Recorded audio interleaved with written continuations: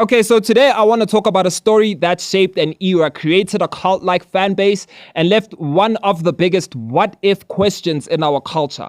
Now that Flame and A-Reece have reconciled, the question naturally follows: will MashBeatz ever reunite with A-Reece? The short answer is the chances, they're very slim, right? But to understand why, we need to go into the history. We need to talk about the Wrecking Crew, the break, the music, the emotions, and how the lines got drawn, right? So the Wrecking Crew obviously was not just a rap group, it was a brotherhood, a movement, a moment in South African hip-hop where the youth fully had their own wave. A-Reece, MashBeatz, Words, Flame, X Global, Benchmark, and more, rotating affiliates. They were young, hungry, talented, aligned, and most importantly, they believed in each other. Just after leaving Ambitious Entertainment, those were crazy days, by the way. Yeah, those were crazy. We saw it on the ground. They were just feeding the culture consistently. The chemistry was crazy. They didn't just make songs, they made a sound. And at the center of that sound, obviously, MashBeatz. He wasn't just producing instrumentals, he was designing sort of like a texture, atmosphere, and identity. He was literally the glue. Man, it's all here for life. That's MashBeatz. So when the crew split, it wasn't, clean. It was creative differences. This was emotional. This was personal, right?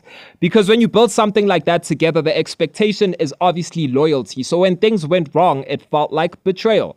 There were money disagreements, direction disagreements, leadership disagreements. But the core tension, for me, has always been around A-Reece, right? But right now, the core tension is around Words. Let's talk about it, right?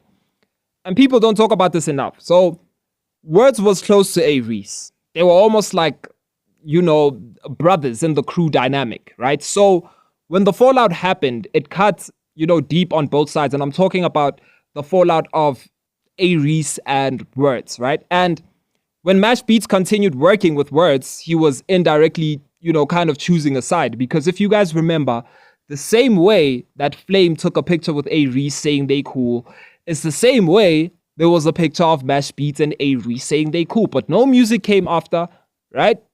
And MashBeatz choosing Words, obviously he was obviously indirectly choosing a side, not because he hated Reece, but because he chose the relationship he had in front of him, right? This is where I think for me the split is permanent between A-Reece, MashBeatz, and Words, right? So let's talk about it. This is the part of the culture that I want you guys to, this is a part of the disagreement between A-Reece and Words I want you guys to remember clearly. Adam was originally meant for A-Reece, right? We're not taking that away. Words later said that, no, it wasn't meant for A-Reece. He was addressing, get out of here. The entire song, concept, the energy, the beat, the attitude, it was set up like a moment for Reece to show dominance again, right? It was like kind of calling him out. But by the time MashBeatz and Words created some sort of don't trust you, Metro Booming, Future, some sort of partnership against A-Reece, right? And obviously it was clear that with A-Reece, MashBeatz, and Words, they weren't operating under the idea of unity anymore. They were kind of sending each other messages. Reece was dropping messages on his songs. And it was time for Words to actually drop a message for Reece. And if you know Reece, then you know one thing. He doesn't do interviews. He doesn't tweet. He doesn't go on IG Live. He responds in the music. So after Adam, Reece had to respond through what? KTK. I don't think KTK was going to drop if Adam wasn't a thing, right? He didn't need to name people. We knew who he was talking about. Everybody understood exactly who and what he was addressing. It wasn't a diss, right? Out of hate. It wasn't a message out of disappointment. It was kind of like closure through art, right? And I want to get back to the Flame and A-Reece relationship, right? This one was different. These guys were brothers in art and, they weren't tied up into deeper loyalty disputes, right? Their issue was based on ego and maybe creative direction, not betrayal, not alignment, right? So with time, maturity, and space, they could obviously come back, and they did, right? Now the question is, will MashBeatz and Reece reunite? This is where we have to be honest. MashBeatz and Reece can respect each other from a distance. They can both acknowledge that they made timeless music together. They can even give each other credits in interviews, maybe. But a reunion requires Reece reconciling with Words. MashBeatz stepping out of his loyalty, the whole team forgiving each other, everyone agreeing on roles, direction, expectations. Everyone is big now. Everybody got an ego, right? This isn't just business. This is pride, trust, hurt, identity, memory, ego. You feel what I'm saying? So the truth is the Wrecking Crew will never return in its original form. The chapter is closed. But that doesn't mean the legacy fades, right? Obviously, the impact is still here. The sound is still echoing. The fans still remember. And that's okay, actually. Some eras are not meant to repeat. They are just meant to be remembered. Let's all get together. You got niggas that are known. You got niggas that still need to get known. How about we all use each other? Yeah. Hop on my record, I'll hop on your record. People start gravitating towards you.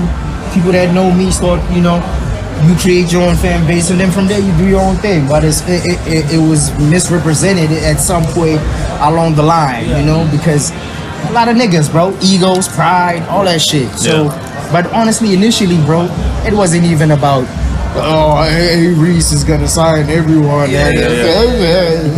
The crew broke out because A-Reece. No, it's not really about that, bro. Niggas know. Everyone at the end was supposed to be having their own thing going on. Yeah. It was very clear in the approach, but don't you feel like you have this phrase, the big-hearted, the bad guy? Because obviously, like, a lot of the guys don't know.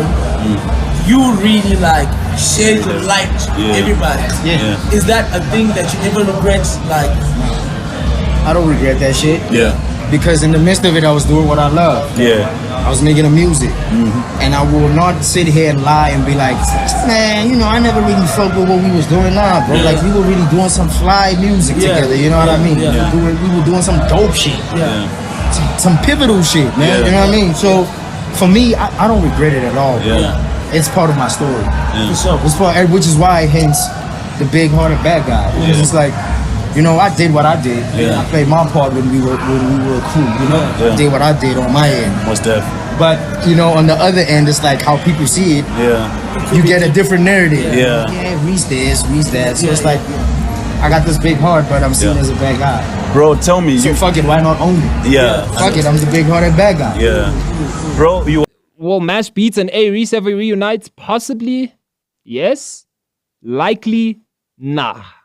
Not unless the emotional conversations happen behind closed doors, the triangle between Reece, Words, and MashBeatz. It's too deep to ignore. And Flame coming back was the first spark, yes, but the fire burned too big with the others, man.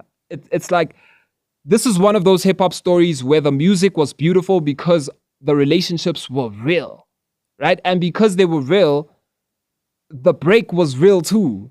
You feel me? So, the Wrecking Crew gave us a legacy, a moment, a culture shift. Whether they reunite or not, the impact is already permanent, man.